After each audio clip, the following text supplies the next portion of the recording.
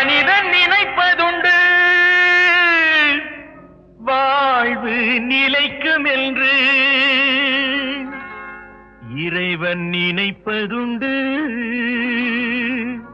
பாவம் மனிதன் என்று. மனிதன் நினைப்பதுண்டு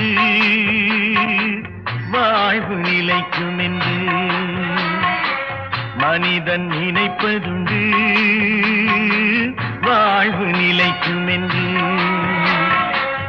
இறைவன் நினைப்பதுண்டு